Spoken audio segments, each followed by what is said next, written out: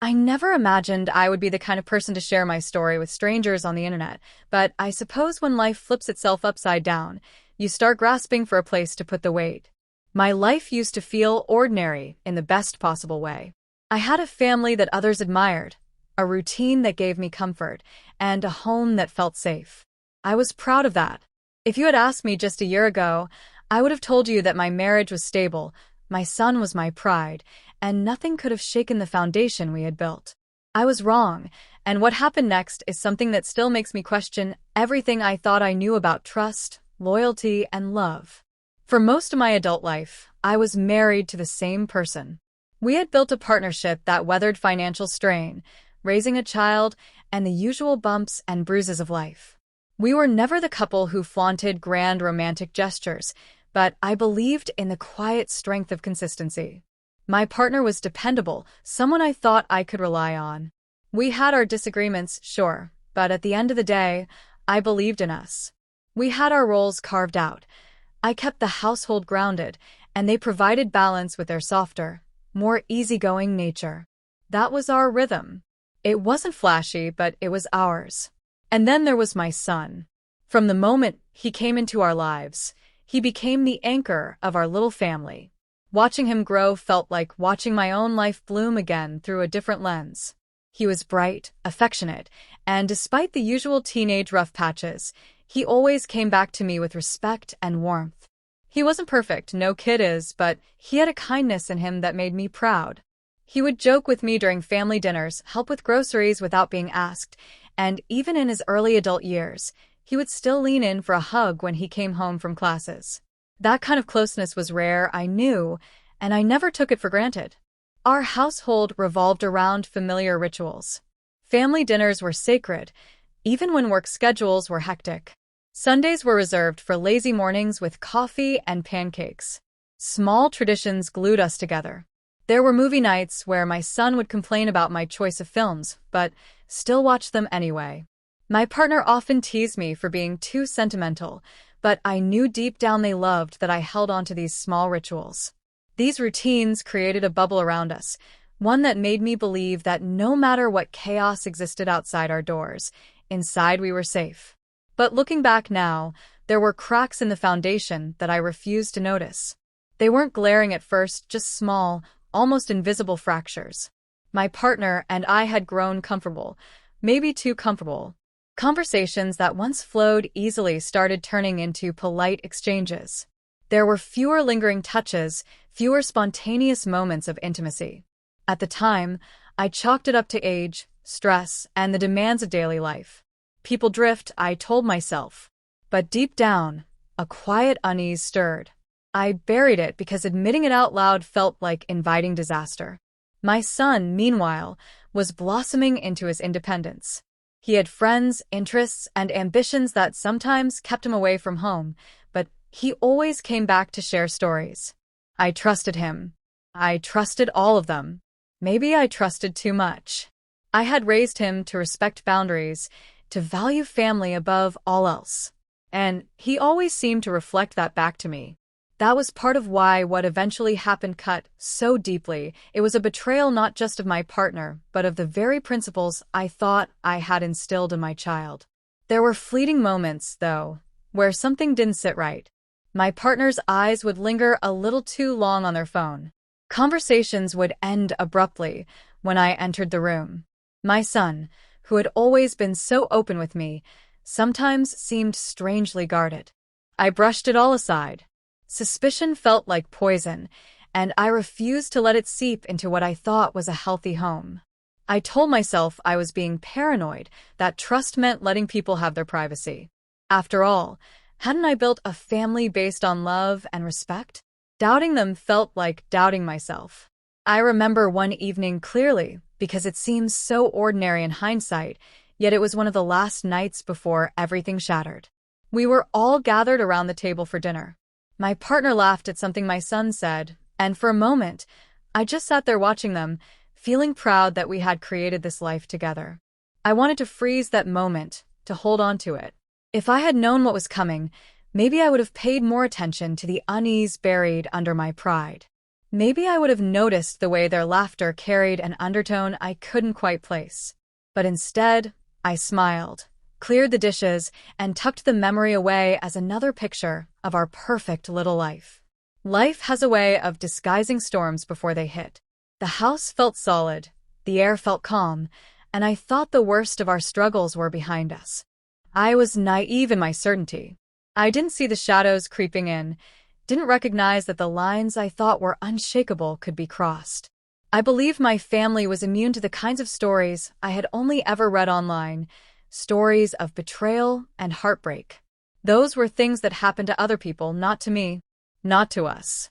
But I would soon learn that boundaries mean nothing if the people you trust most decide to ignore them.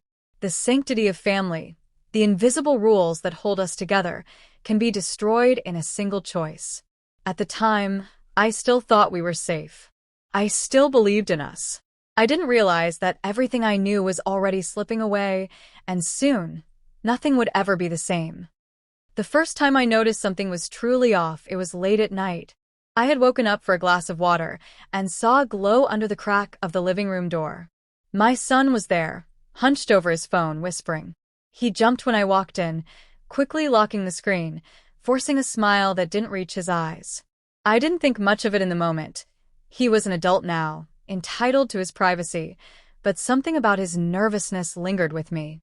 I brushed it aside, telling myself I was overreacting. Parents are always the last to let go of worrying, aren't they? Still, it gnawed at me. Over the following weeks, I started catching little inconsistencies. My partner would claim they were exhausted after work, too tired to talk, but then I'd hear laughter from the other room when I thought they were resting. My son would step outside for calls that seemed to last longer than usual, and when I asked who he was talking to, he would shrug me off. The easy transparency we once shared had vanished, replaced by vague excuses and awkward silences. It wasn't just one incident. It was a slow drip of unease that turned into a flood of doubt. At first, I blamed myself. Maybe I wasn't being attentive enough. Maybe the years of routine had made me blind to what my family needed.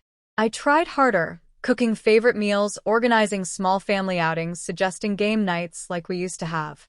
But every attempt seemed to be met with distracted eyes and half-hearted participation. My son's phone buzzed constantly, and my partner's smile seemed to belong to someone else entirely. I felt like an outsider in my own home, invisible in the very space I had once considered my sanctuary. The turning point came one afternoon when I borrowed my partner's tablet to check an email. I wasn't snooping, at least not intentionally, but a notification popped up before I could even type. It was a message that shouldn't have been there, a thread that instantly made my chest tighten. I didn't need to read much to understand. Affectionate words exchanged, words no parent should see linked to their child. My son's name was right there, clear as daylight, tangled up in messages that crossed every line of decency, trust, and family loyalty. My hands shook so violently, I nearly dropped the device. At first, I convinced myself it had to be some kind of mistake. Maybe a glitch, maybe a cruel joke, anything but what it appeared to be. But as I scrolled, denial became impossible. There were too many messages, too much familiarity. The timestamps told a story I hadn't wanted to see. Late nights, secret exchanges, coded words that weren't coded enough. My heart pounded so hard it felt like the walls of the house could hear it.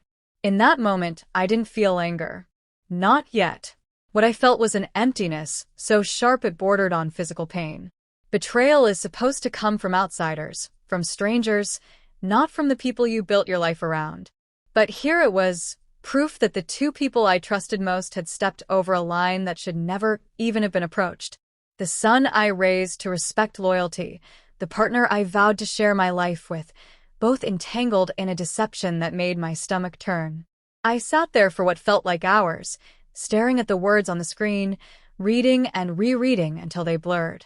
My body was frozen, but my mind raced through every memory, re-examining every smile, every shared meal, every late-night phone call.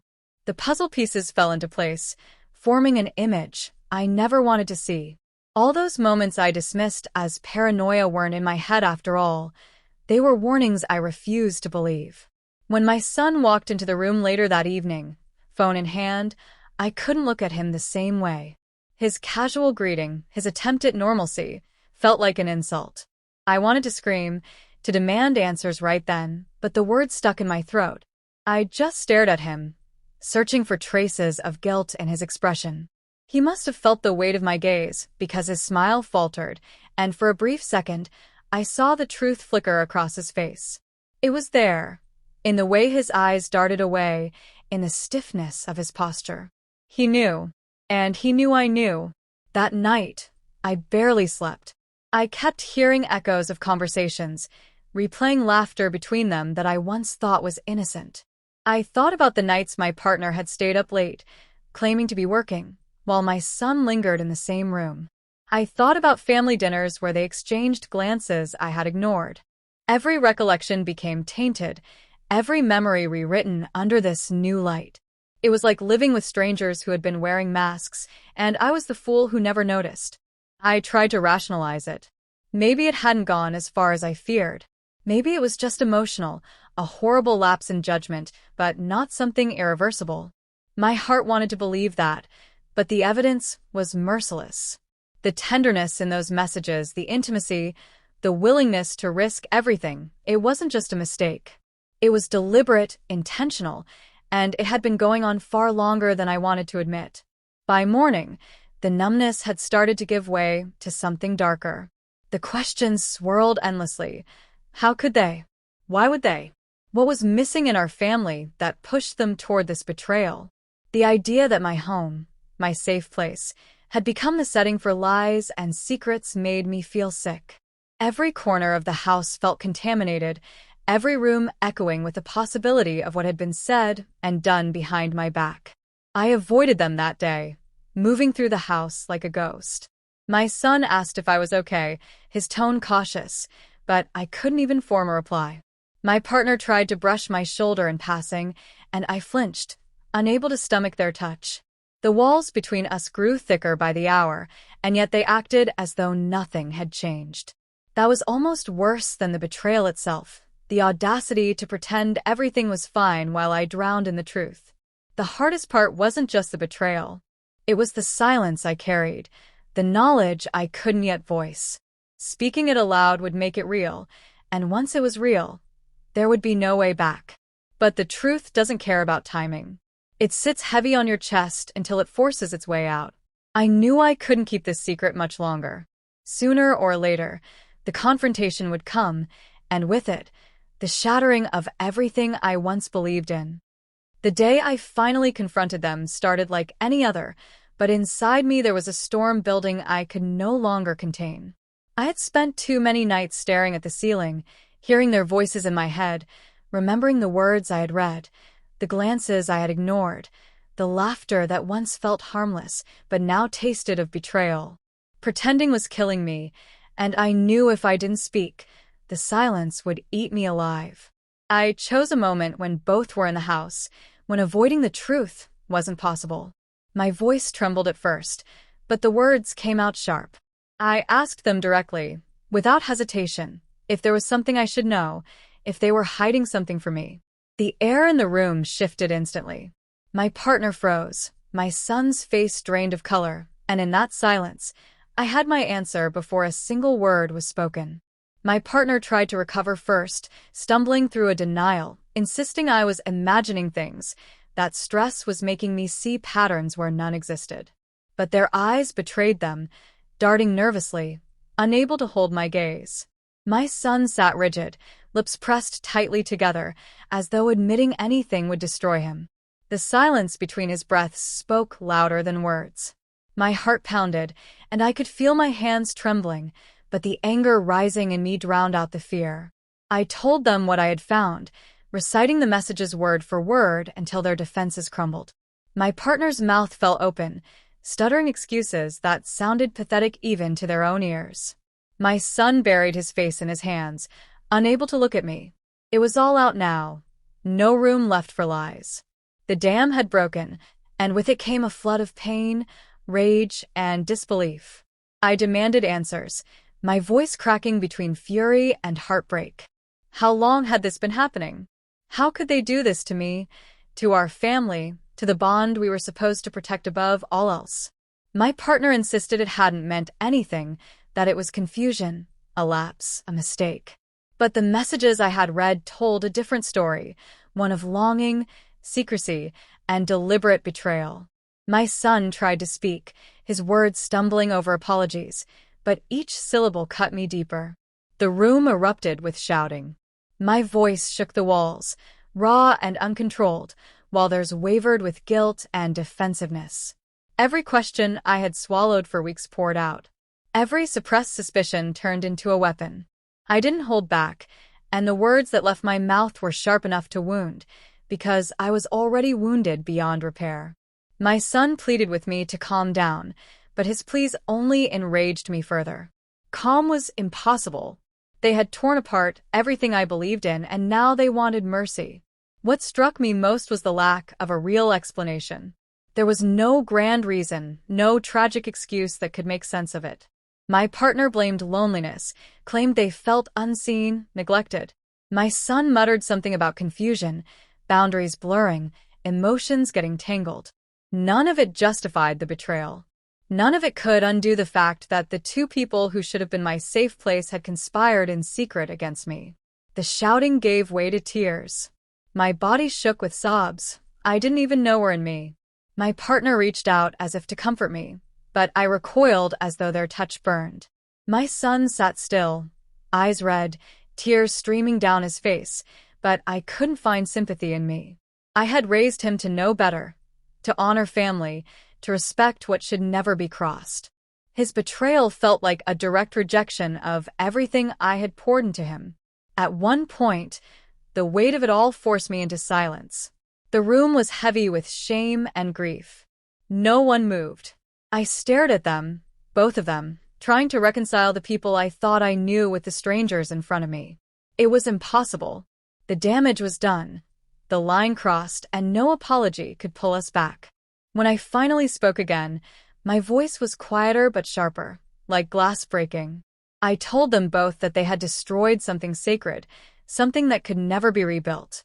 I told them I didn't care about excuses, about attempts at justification, about promises to do better. Some betrayals leave scars too deep to heal. And this wasn't just betrayal of a marriage, it was betrayal of blood, betrayal of trust on a level I couldn't even fully process yet. My partner begged. They tried to take the blame fully onto themselves, tried to shield my son, insisting it was their fault alone. My son shook his head violently, saying it wasn't just one-sided, that he had chosen to. Hearing that admission was like being stabbed. He said it through tears, but tears didn't soften the blow. I felt my knees buckle under the weight of those words, and I had to steady myself against the table to keep from collapsing. There's a kind of rage that doesn't explode outward but turns inward, scorching everything inside of you. That's what I felt then. Not just fury, but devastation. A hollowing out of everything I believed in. I thought of every memory, birthdays, holidays, laughter, all the moments we had shared, and felt them tainted, corrupted by this betrayal. My family as I knew it no longer existed. I don't remember how long the confrontation lasted. Time blurred. Minutes felt like hours. Hours felt like days. I just know that by the end, there was nothing left to say. The shouting had drained us all.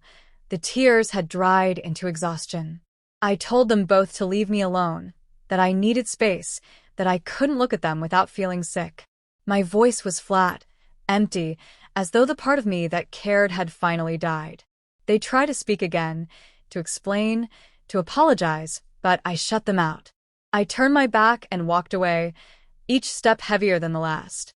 Behind me, I could hear them calling my name, voices trembling with desperation, but I didn't turn around. I couldn't. The confrontation had ended, but it hadn't brought me peace. It had only confirmed what I already knew. The life I had built was over, shattered beyond repair. The house that once felt alive now felt like a tomb, every corner echoing with words I wished I had never heard. And yet, as painful as it was, there was also a strange clarity. The truth was out, undeniable and raw. There was no going back, no pretending, no more comforting lies. Everything had changed, and though I didn't yet know how I would survive it, I knew nothing would ever be the same again. The silence after the confrontation was worse than the shouting.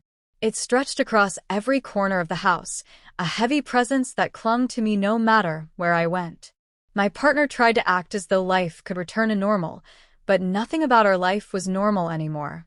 My son avoided me, moving quietly through the house like a stranger, his once familiar footsteps now unwelcome. I found myself listening to every sound, watching every movement, unable to shake the sense that everything was contaminated. The walls themselves seemed to hum with the weight of what had been done, and I hated being trapped inside them. At night, I couldn't sleep. I replayed everything, every word spoken, every detail of the messages I had read, every glance I had ignored in the past. My mind was relentless, picking at the wound until it bled over and over again. I felt like I was losing myself, like the person I used to be had been ripped away along with my trust. I didn't recognize the face in the mirror anymore. My eyes looked hollow, my mouth drawn into a line that seemed permanently etched with grief. The hardest part was the loneliness. Even though the people responsible were right there, just down the hallway, I had never felt more alone. I couldn't talk to friends about it. How could I? What words could possibly capture the enormity of what had happened? Who could understand the betrayal of not just a partner, but of a child, the very person you brought into the world and trusted above all else? It wasn't just shame, it was devastation. I felt like a fool, a failure, someone who hadn't been enough to keep the two people closest to me from destroying everything. I began to avoid them. Meals were eaten separately, conversations reduced to the bare minimum. My partner's apologies became background noise, words repeated, so often they lost all meaning. My son's attempts at reconciliation cut even deeper. Hearing him say he was sorry only reminded me of what he had chosen to do. Sorry didn't erase the images burned into my mind, didn't rebuild the trust shattered beyond recognition. Every time he looked at me with guilt in his eyes, I saw the betrayal all over again. There were moments I thought about leaving immediately, packing a bag, walking out the door, disappearing into a new life. But then reality would set in. Years of memories, financial entanglements, responsibilities, they all held me in place. It wasn't as simple as walking away, even though every instinct screamed at me to run. I felt trapped, torn between the urge to reclaim my life and the paralyzing fear of what that would mean. Starting over felt impossible, but staying felt unbearable. In the weeks that followed, small changes began to take shape. I started journaling, pouring my pain onto paper because it was the only place I could be honest without judgment. I forced myself outside, even just for walks, because the air in the house felt suffocating. I found myself leaning into solitude, not as a punishment, but as a survival mechanism. For the first time in my life, I realized I couldn't depend on anyone else to steady me. I had to learn how to stand on my own. My partner kept trying. They promised it would never happen again, that they would do anything to earn back my trust. But I couldn't imagine a future where their touch didn't repulse me, where their words didn't sound like lies. My son, too, tried to repair what he had broken, but his presence alone was enough to send me spiraling. The betrayal wasn't something I could unsee, and forgiveness wasn't something I could fake. I told him as much, tears streaming down my face as I admitted that I didn't know if I could ever look at him without feeling the pain all over again. The look on his face, devastation, regret, shame, was almost enough to break me, but not enough to erase the damage. Slowly, the clarity began to come. I realized I couldn't live in limbo forever. I had to choose a path, even if it hurt. So, I began taking steps to separate myself, small at first but steady. I looked into counseling not for the family, but for myself, because I knew the healing had to start with me.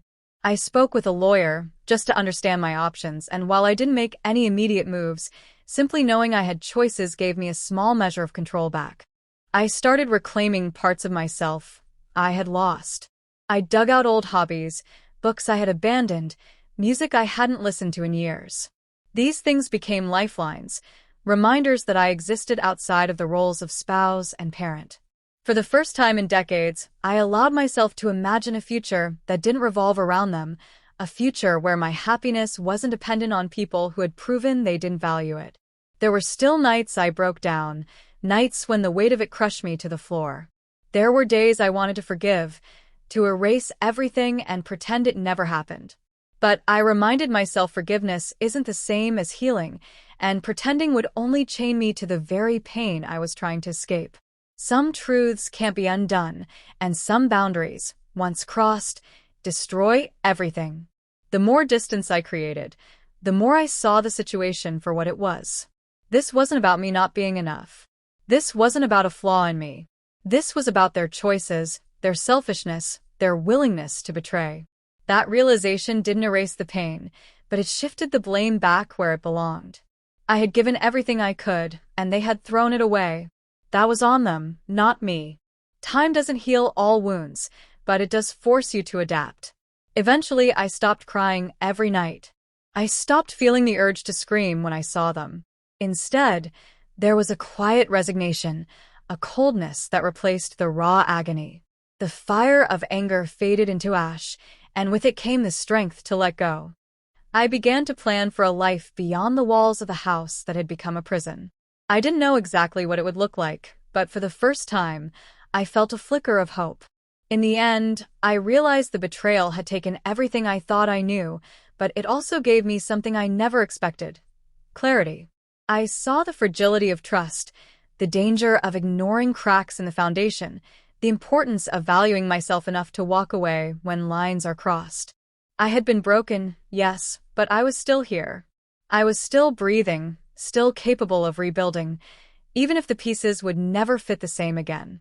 When my son crossed that boundary, everything changed. My marriage collapsed, my family fractured, my trust shattered. But in the ruins, I found a new truth. I cannot control the choices of others, but I can control my own. I can choose to step out of the shadows of betrayal and into a life where I no longer settle for lies disguised as love. And though the scars will remain, they will remind me not of weakness, but of survival.